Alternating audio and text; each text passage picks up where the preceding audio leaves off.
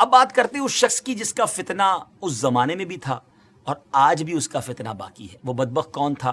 مرزا غلام احمد قادیانی. یہ 1839 یا 1840 عیسوی میں پیدا ہوا اور 1886 میں مرزا نے اپنی نبوت کی بنیاد رکھنا شروع کی، جو کہ جھوٹے اور عجیب و غریب من گھڑت الہام اور کشف وغیرہ پر مبنی تھی، جو کہ آج بھی اس کی بدنام زمانہ کتاب براہین احمدیہ میں موجود ہے. اس کے بعد مرزا قادیانی نے 1901 ایئر میں حقیقی نبوت کا دعویٰ کر دیا. یہ شخص انبیاء کرام کا نہایت گستاخ تھا. حضرت عیسیٰ علیہ الصلوۃ والسلام کے بارے میں لکھتا ہے کہ آپ علیہ الصلوۃ والسلام کے بہت سے معجزے مشہور ہیں، لیکن حق بات یہ ہے کہ آپ سے کوئی معجزہ ظاہر نہیں ہوا. معاذ اللہ. دعوی نبوت کے بعد مرزا کی رگ شیطانی مزید بھڑکی تو اس نے خدائی کا دعویٰ کر ڈالا. لکھتا ہے کہ میں نے نیند میں اپنے آپ کو ہو بہو اللہ دیکھا اور میں وہ اللہ ہوں. پھر میں نے آسمان و زمین بنائے اور کہا ہم نے آسمان کو ستاروں کے ساتھ سجایا ہے. استغفر اللہ، استغفر اللہ. دیگر جھوٹے نبوت کے دعوے داروں کی طرح مرزا غلام قادیانی نے بھی کچھ پیشن گوئیاں کی تھیں، مگر ان کا انجام مسیلمہ کذاب کی طرح ہی ہوا. چند باتیں بتاتا ہوں اس بارے میں کہ نمبر 1، اس نے اپنے لیے ایک لڑکے کی پیشن گوئی کی کہ کہا تھا کہ انبیاء کا چاند ہوگا اور بادشاہ اس کے کپڑوں سے برکت لیں گے، مگر اس کے ہاں لڑکی ہو گئی تو اس پر کہنے لگا کہ وہی سمجھنے میں غلطی ہو گئی ہے، اب کی بار جو بچہ پیدا ہوگا وہ لڑکا جو ہے وہ انبیاء کا چاند ہوگا. اس بار بیٹا تو ہوا مگر چند روز بعد ہی مر گیا. بادشاہ تو دور کی بات ہے، کسی محتاج نے بھی اس کے کپڑوں سے برکت نہ لی.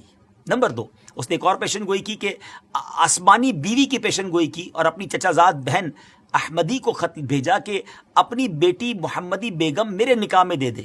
اس نے صاف انکار کیا، اس پر دھمکیاں دی اور پھر کہا کہ وہی آ گئی ہے، ہم نے تیرا نکاح اس سے کر دیا ہے، اور یہ کہ اس کا نکاح اگر تو دوسری جگہ کرے گی تو 2.5 یا 3 برس کے اندر اس کا شوہر مر جائے گا.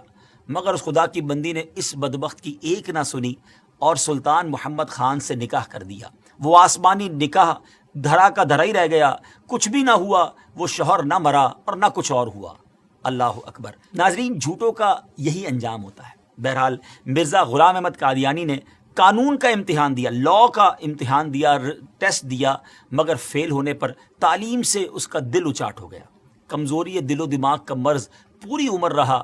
کئی بیماریاں اس کی زندگی میں اس کے ساتھ تھیں. 26 مئی 1908 میں یہ لاہور میں اس کو ڈائریا ہوا اور گندگی کے عالم میں. جی ہاں، جب اس کا آخری وقت آیا تو وہ واش روم میں تھا، گندگی میں لت پت تھا اور لوگ اس کی لاش کو دیکھ کر یوں سمجھیے کہ عبرت کا نشان اس کی لاش بن گئی. ناظرین، یہ ہے جھوٹے نبی کا انجام. ہم سب کو یقیناً یہ یقین ہے، ہمارا ایمان ہے کہ ہمارے آقا علیہ الصلوۃ والسلام ہی آخری نبی ہیں، اور خود نبی پاک علیہ الصلوۃ والسلام نے جو فرما دیا، لا نبی بعدی، میرے بعد کسی نبی نے نہیں آنا. اور یہی ہمارا ایمان، یہی ہمارا بلیف ہے. لیکن ایک بات یاد رکھنی ہے کہ اس طرح کے دعوے کرنے والے، اس طرح کی جرت کرنے والے، اس طرح کا کلیم کرنے والے لوگ اور بھی آئیں گے، کیونکہ علماء کرام نے نبی پاک علیہ الصلوۃ والسلام کی احادیث سے جو ایکسٹریکٹ کیا ہے، جو شرح بیان کی ہے، وہ یہی ہے کہ قیامت سے پہلے اور بھی نبوت کے دعوے دار آئیں گے. ہو سکتا ہے اس دور میں، ہو سکتا ہے کچھ دنوں کے بعد یا کچھ سالوں کے بعد، لیکن مسلمانوں کا شروع سے یہ عقیدہ رہا کہ ان جھوٹے دعوے داروں کی طرف کوئی توجہ نہیں کرنی. ہم سب کا عقیدہ، ہمارا بلیف اتنا مضبوط ہونا چاہیے، اور ہے الحمدللہ کہ ہمارے آقا علیہ الصلوۃ والسلام ہی آخری نبی ہیں. کیا خوبصورت قرآن پاک کی سورہ احزاب کی آیت نمبر 40 ہے نا. اللہ تعالیٰ قرآن مجید میں کیا ارشاد فرماتا ہے؟ ما کان محمد ابا احد من رجالکم ولکن رسول اللہ وخاتم النبیین وکان اللہ بکل شیء علیما.